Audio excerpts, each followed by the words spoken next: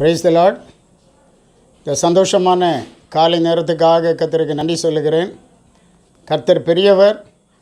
அவருடைய இரக்கங்கள் தலைமுறை தலைமுறையாக உள்ளது. அவருடைய அன்புக்காக தயவுக்காக கர்த்தரை அதிகமாக ஸ்தோத்திரிப்போம். நாம் தியானிக்கும்படியாக அப்போஸ்தலருடைய நடவடிக்கைகள் 5வது அதிகாரம் 12வது வசனம். அப்போஸ்தலருடைய கைகளினாலே அநேக அடையாளங்களும் அற்புதங்களும் ஜனங்களுக்குள்ளே செய்யப்பட்டது. எல்லாரும் ஒருமனப்பட்டு சாலோமோனுடைய மண்டபத்தில் இருந்தார்கள். இங்கே கைகளை பற்றி படிக்கிறோம். அப்போஸ்தலருடைய கைகளை பற்றி படிக்கிறோம். அப்போஸ்தலருடைய கைகளினாலே அடையாளங்களும் அற்புதங்களும் ஜனங்களுக்குள்ளே செய்யப்பட்டது. கைகளுக்கு எவ்வளோ முக்கியத்துவம் இருக்கிறது பாருங்கள். இன்றைக்கும் தேவ பிள்ளைகளாகிய நம்முடைய கைகள் எவ்வளவு முக்கியமானவைகள், எவ்வளோ பரிசுத்தமானவைகள், அவைகள் எவ்வளவாய் தேவனுக்கு பிரயோஜனப்பட வேண்டியவைகள், அவைகள் ஜனங்களுக்கு எவ்வளவு விடுதலை உண்டாக்க வேண்டியவைகள் என்கிறத கர்த்தருடைய பிள்ளைகளாகிய நாம் அறிந்து கொள்ள வேண்டும். அதற்காக வேதத்திலிருந்து சில பரிசுத்தவான்களுடைய கைகளால் நடந்த அற்புதங்கள் அடையாளங்களை குறித்து நாம் சுருக்கமாக இந்த நேரத்தில் பார்க்க போகிறோம். முதலாவதாக மோசேயின் கைகளை குறித்து நாம் பார்க்க போகிறோம். யாத்திராகமம் 7ஆம் அதிகாரம் 11ஆம் வசனம் சொல்லுகிறது. 17ஆம் அதிகாரம் 11ஆம் வசனம் சொல்லுகிறது, மோசே தன் கையை ஏறெடுத்திருக்கையில் இஸ்ரவேலர் மேற்கொண்டார்கள். அவன் தன் கையை தாழ விடுகையில் அமலேக்கு மேற்கொண்டான். அமலேக்கியருக்கும் இஸ்ரவேலருக்கும் யுத்தம் நடந்தது. அமலேக்கு பின்னால் பலகீனர்களை, இஸ்ரவேலில் பலகீனவர்களை வெட்டி போட்டான். இது தேவனுடைய பார்வையிலே பெரிய கோபமாக இருந்தது. வேதம் சொல்லுகிறது, அமலேக்கின் கை தேவனுடைய சிங்காசனத்துக்கு விரோதமாக இருந்தது. ஆகவே தலைமுறை தலைமுறையாக அமலேக்குக்கு மேல் யுத்தம் உண்டாகியிருக்கும் என்று மோசே சொல்லுகிறத நாம் பார்க்கிறோம். இப்படி யுத்தம் நடந்து கொண்டிருந்த போது ஆரோனும் ஊரும் மோசையும் மலையின் மேல் ஏறினார்கள். யோசுவா யுத்தம் பண்ணி கொண்டிருந்தான், வாலிபன். மோசே கையை தூக்கி கையை ஏறெடுத்திருக்கையில் இஸ்ரவேலர் மேற்கொண்டார்கள்.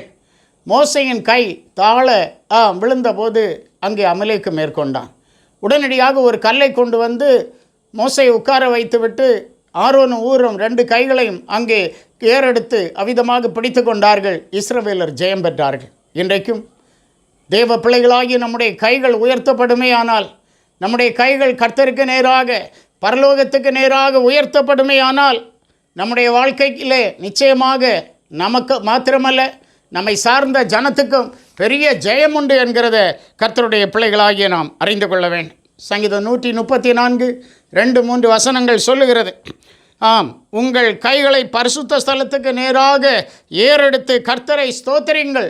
ராக்காலத்தில் கர்த்தருடைய சமூகத்தில் ஆலயத்தில் நிற்கிற ஊழியக்காரரே, உங்கள் கைகளை பரிசுத்த ஸ்தலத்துக்கு நேராக ஏறெடுத்து கர்த்தரை ஸ்தோத்திரிங்கள்.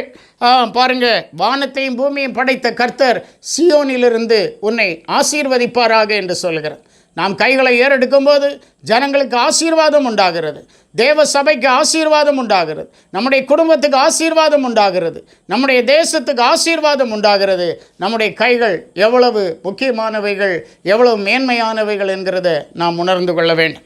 இன்னும் மோசையின் கையை குறித்து நாம் பார்க்கும்போது எண்ணாகமம் 27ஆம் அதிகாரத்திலே 18 முதல் 20 வசனங்களை நீங்கள் படிப்பீர்களே ஆனால் பாருங்கள், கர்த்தர் மோசையை நோக்கி, ஆவியை பெற்றிருக்கிற புருஷனாகிய யோசுவா என்னும் நூனின் குமாரனை நீ தெரிந்து கொண்டு அவன் மேல் உன் கையை வைத்து உன் கனத்தில் கொஞ்சம் அவனுக்கு கொடு என்று ஆண்டவர் சொல்லுகிறார்.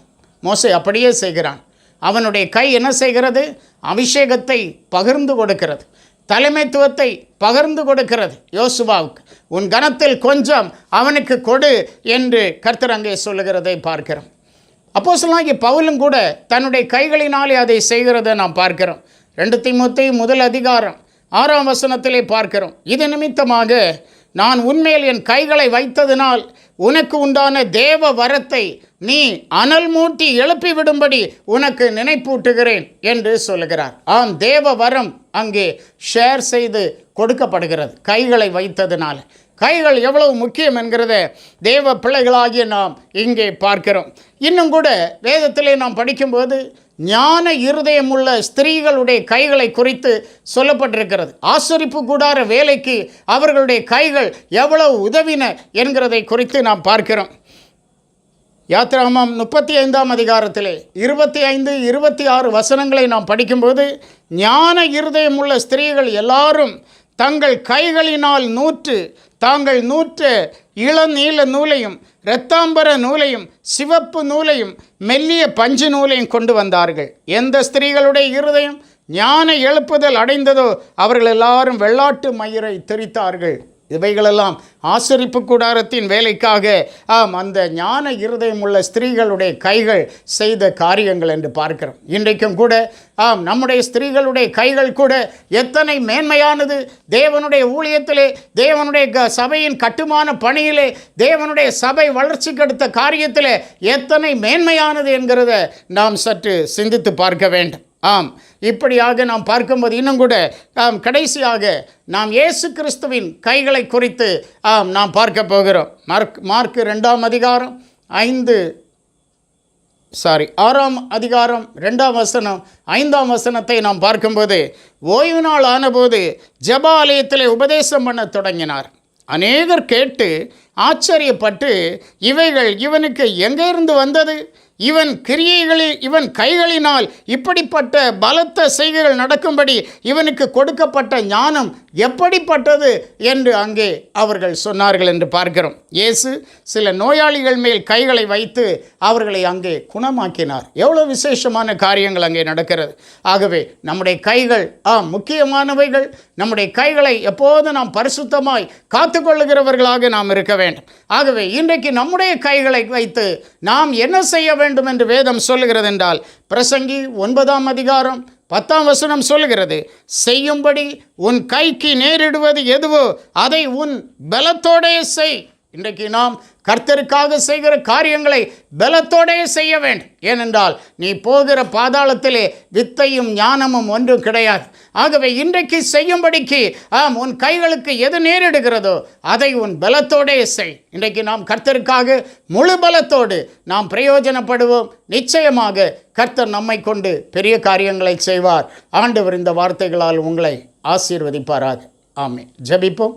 எங்கள் அன்பின் ஆண்டவரே, மை ஸ்தோத்திரிக்கிறோம். ஆண்டவரே, எங்களுடைய கைகள் எவ்வளவு விலையேற பெற்றவைகள் என்கிறத அறிந்து கொள்ள இந்த காலை நேரத்தில் கர்த்தர் எங்களுக்கு இரக்கம் பாராட்டினீர். ஆண்டவரே, அப்போஸ்தலருடைய கைகளினாலே அற்புதங்களும் அடையாளங்களும் ஜனங்கள் நடுவிலே நடந்தது போல இந்த நாட்களிலும் தேவ பிள்ளைகளாகிய தம்முடைய பிள்ளைகளுடைய கைகளினாலே ஜனங்கள் நடுவிலே அற்புதங்களும் அடையாளங்களும் நடந்து என் ஆண்டவருடைய பரிசுத்த நாமம் மைமைப்படும்படி, தேவ வசனம் உறுதிப்படும்படி கர்த்தர் கிரியை செய்யும். உடைய பிள்ளைகளை பாதுகாத்து வழிநடத்தும். இவர்கள் தேவைகளை சந்தியும், பலப்படுத்தும். இயேசுவின் மூலம் கேட்கிறோம் பிதாவே.